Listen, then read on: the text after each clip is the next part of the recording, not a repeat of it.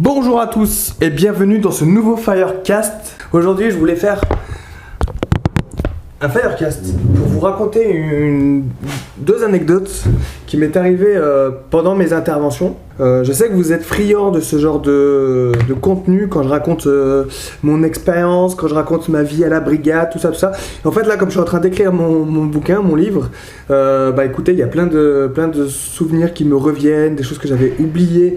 Et en cherchant au fond de moi-même, j'arrive à ressortir certaines choses. Et en fait, je voulais vous partager 2-3 trucs. Et là, il y a deux souvenirs que je me suis dit, il faut que je vous en parle. Le premier concerne quand j'étais pompier volontaire, donc notamment à Lyon, près de Lyon, à Pierre-Bénite. C'est une anecdote qui va vous paraître bizarre, mais pour moi, elle a tout son sens. Je vous explique le contexte. Alors on part pour personne malade en fait, une personne qui était malade. Donc c'était une mamie, elle était plutôt âgée, 80 ans, quelque chose comme ça. Et donc elle était allongée sur son lit, en fait elle faisait un infarctus. Du coup, qu'est-ce qu'on a fait ? Le SAMU est arrivé, donc c'est le SAMU qui l'a pris en charge. Nous on était plus là pour les aider en fait, dans la préparation de la victime. Et en plus on avait demandé une échelle parce qu'il fallait que la personne reste allongée à l'horizontale, donc on pouvait pas la descendre par les escaliers, sur ordre du médecin. Donc du coup on a dû la passer par la fenêtre, c'était au 4 ou 5e étage, quelque chose comme ça. Et donc voilà, en fait c'était une intervention classique. Tout ça pour vous dire que c'était une intervention classique. Bon, moi j'étais tout jeune sapeur, je venais de rentrer pompier volontaire, c'était une de mes premières interventions. Et en fait, ce qui m'a touché sur cette intervention, c'est qu'il y avait son mari.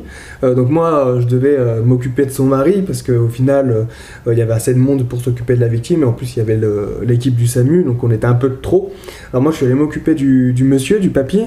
Et là, ça m'a fait beaucoup de peine en fait. J'étais trop triste et je comprenais pas. Et même quand j'écris le livre, je comprenais pas pourquoi j'étais triste à ce moment-là.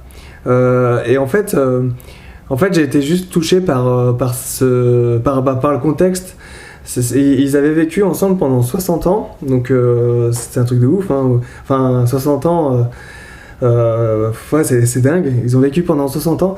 Et le papy, il était tout triste parce qu'il allait... je sais pas pourquoi il était réellement triste. Est-ce qu'il était triste parce que il avait peur que sa dame, elle parte, elle meure? Donc il devait s'imaginer seul, finir ses jours seul, continuer le reste de sa vie tout seul. Donc il a dû penser à ça. Et ils s'étaient jamais séparés dans leur vie en fait. Donc du coup lui il m'expliquait, il pleurait sur mes épaules. Et moi j'avais 16 ans, je savais pas quoi lui dire, j'avais aucune expérience de la vie. J'étais là, je disais ça va aller monsieur, on s'occupe de votre dame. En plus ça allait, on s'en occupait. Et que c'était juste un infarctus, on est arrivé à temps et aucun problème. Mais il était tellement triste et ça me faisait tellement de peine, le pauvre, et je savais pas trop comment réagir et quoi faire, quoi dire. J'étais jeune, mais on se sent tellement impuissant face à ça. Et ce que j'ai trouvé beau en fait, c'était l'amour que lui il avait envers sa femme. Et ils avaient passé toute une vie ensemble et ils s'imaginaient certainement vivre sans elle. Et que dire face à ça en fait. Je sais pas, moi ça m'avait touché, ça a touché personne sur l'intervention. Il y a que moi qui étais ému aux larmes carrément. C'était un truc de ouf. Mais c'était une de mes premières interventions, donc j'avais pas encore assez de recul, je pense. Mais j'étais totalement bouleversé par cette intervention. Je me disais mais au final la vie c'est quoi ? C'est triste. Papy il risque de finir seul et puis après on n'a pas eu, moi j'ai pas eu de nouvelles de la suite de l'histoire, mais je pense qu'elle s'en est sortie quand même, mais c'est vrai que c'était touchant en fait.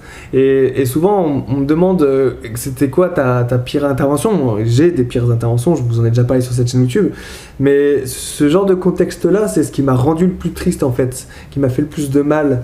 Parce que je le comprenais, j'avais pas envie on était là en train de prendre sa dame pour l'emmener à l'hôpital, et donc en quelque sorte on était en train de les séparer tous les deux. Elle allait à l'hôpital, lui est resté chez lui, et quand la porte s'est fermée il s'est retrouvé tout seul en fait. Donc c'était un peu un déchirement, et ça a été un déchirement pour moi en fait. Et après c'est passé bien sûr parce que parce que voilà, la vie de pompier, ça c'est qu'une anecdote. Après, on tourne la page une fois qu'on est arrivé à la caserne. Mais j'avais juste envie de partager ça avec vous. Et la deuxième chose que je voulais vous partager, c'était une intervention. Donc ça, c'était à la brigade. J'étais deuxième servant au fourgon de Masséna, dans le 13e. Et on était parti pour feu. Donc là, ça n'a rien à voir. Hein. C'est rien à voir avec la première intervention, mais c'est une anecdote enfin, c'est une expérience. Donc en fait, on part pour feu d'appartement. Donc c'était un bon petit feu d'appartement. Hein, ça cramait bien. On arrive sur place. Donc du coup nous on est engagé. Moi j'ai pour mission avec mon chef d'équipe de monter sur les étages supérieurs. Dans les étages supérieurs, c'était au 2 ou 3e étage.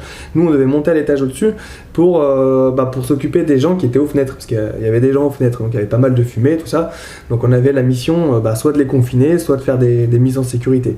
Donc du coup nous, donc moi avec mon chef d'équipe, on regarde et tout machin. Je crois qu'on prend même la masse et tout, on s'équipe et on y va. Moi j'adore, hein, enfin à l'époque quand j'étais au 2e servant au fourgon, c'est ce que j'adorais le plus, parce que on faisait les missions de reconnaissance et moi je préférais carrément faire les missions de reconnaissance pour aller voir les victimes, chercher des gens, sortir les gens s'il fallait, et je préférais carrément ça, être au contact avec les gens, plutôt qu'être la première équipe et aller éteindre le feu, quoi. Alors qu'il y en a beaucoup qui préfèrent éteindre le feu, mais moi je préférais aller voir les victimes. Et donc du coup, bon, on monte, moi je suis derrière mon chef d'équipe, et là je vois l'appartement qui crame, parce qu'on passe par l'escalier, on passe par l'appartement qui crame. Qu'est-ce que je fais? L'appart elle était entrouverte, tu vois, donc moi je m'approche, puis je regarde, et ça cramait bien, on voyait un peu les rollovers, enfin c'était un bon feu, quoi. Et moi je me suis approché, puis j'ai regardé, je me suis fait plaisir, quoi, pendant peut-être 5 ou 6 secondes, peut-être même un peu plus. Et j'étais là, puis après il y a mon chef d'équipe qui me dit qu'est-ce que tu fais, bien. Donc du coup après on est monté. Après franchement on s'est éclaté sur ce feu, parce qu'on a fait 3 ou 4 mises en sécurité quand même. Donc voilà, c'était une grosse intervention. Et après il y a eu des renforts. Et donc en fait la première équipe, ils sont arrivés, ou c'était l'équipe du PS, je me souviens plus, mais non, je crois que c'était la première équipe du fourgon, je crois. Enfin je m'en rappelle plus, bref, ça n'a pas d'importance, mais la première équipe arrive pour éteindre le feu, et ils font un sauvetage. Cette équipe-là fait un sauvetage. C'est-à-dire que moi, après, je m'en voulais, quoi. Clairement, je m'en suis voulu. Je suis arrivé là, la porte était entrouverte, je me suis arrêté et j'ai regardé le feu. Et je me suis fait un kiff. Et je suis monté pour faire les mises en sécurité et faire la mission de base. Mais juste, j'aurais crié, genre, je sais pas, après, c'est moi qui me remets en question, mais juste, j'aurais dit, y a quelqu'un! Peut-être que j'aurais entendu... la personne crier, peut-être pas, hein, je sais pas, après je spécule, hein. Et peut-être que j'aurais entendu quelqu'un crier, je l'aurais rendu compte à mon chef d'équipe, on aurait mis l'aérie, enfin on l'avait déjà, mais on serait rentré, quoi, et on aurait peut-être fait nous le sauvetage. Et bon, après ça se termine bien au final, la femme a été sauvée par la première équipe, mais moi je m'en voulais de ma réaction, j'ai pas pensé à s'il y avait des gens à l'intérieur. Chose que je pensais à chaque fois en fait, à chaque fois que j'entrais quelque part, j'étais tout le temps le premier à crier « Ah, il y a quelqu'un !» Parce que voilà, ça fait partie du taf. On rentre dans un appartement en feu, on veut savoir s'il y a des gens, des victimes. Et là, je l'ai pas fait. Et je m'en suis voulu, mais longtemps après, je me disais « Mais putain, pourquoi j'ai pensé qu'à mon kiff, et pourquoi j'ai pas pensé à demander s'il y avait pas quelqu'un à l'intérieur du foyer, quoi, à l'intérieur de l'appartement. » Et en fait, il se trouvait que la dame, en plus, elle était juste derrière la porte. Donc, je sais pas pourquoi elle s'était mise derrière la porte. Et quand la première équipe est rentrée, la dame, elle est tombée sur le chef d'équipe, enfin sur l'équipe. Et du coup, ils l'ont sorti. Et voilà. Et le chef d'équipe, il a eu une médaille, une acte de courage et de dévouement, la bleu-blanc-rouge, pour ce sauvetage. Clairement, c'est un sauvetage, hein. L'équipe n'aurait pas intervenu. La dame, elle aurait été morte parce qu'elle était incapable de sortir. Elle était complètement à l'ouest, enfin apeurée certainement. Et voilà, en fait c'était juste une anecdote. Je courais pas après les médailles, je m'en foutais d'avoir la médaille, d'avoir une récompense, de me dire que j'ai fait un sauvetage. Mais juste, elle aurait pu mourir et moi j'étais passé à côté de ça au final. Et là je m'en suis voulu en fait. Bon, le destin a bien fait les choses, il y a eu aucune victime sur ce feu. Puis nous on a quand même fait 3 mises en sécurité, on a eu des lettres de félicitations du général, enfin bon inter. Mais voilà, c'était la petite anecdote, et comme quoi des fois il faut pas prendre tout pour acquis, quoi, et il faut toujours rester humble, vigilant et toujours concentré en fait. Donc voilà, c'était juste une anecdote comme ça, enfin c'était 2 anecdotes, rien à voir.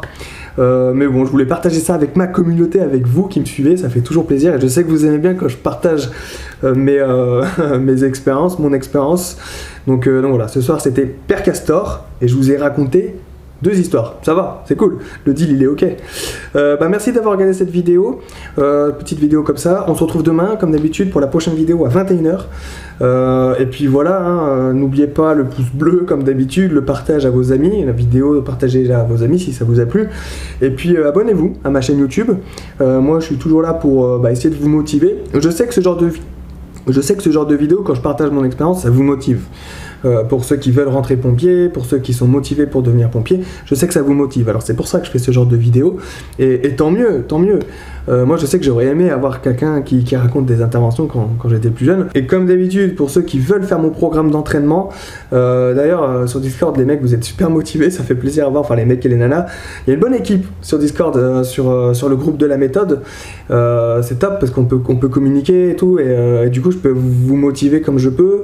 J'essaie de vous contacter, de vous appeler. Et c'est vraiment cool de pouvoir vous motiver comme ça. Donc voilà, pour faire ma méthode d'entraînement, la méthode Guillard, cliquez sur le bouton qui est juste en dessous de moi. Vous serez redirigé sur le site internet et comme ça vous aurez toutes les informations. Merci d'avoir regardé cette vidéo et n'oubliez pas aussi, j'ai le poster, vous pouvez cliquer en bas sur la boutique, il y a le poster. Vous êtes quelques-uns à l'avoir acheté et c'est vrai, il est sympa, petit poster sauvetage. Et puis voilà, à demain les amis, rompez, que Stan Barbe vous protège et à demain. Ciao.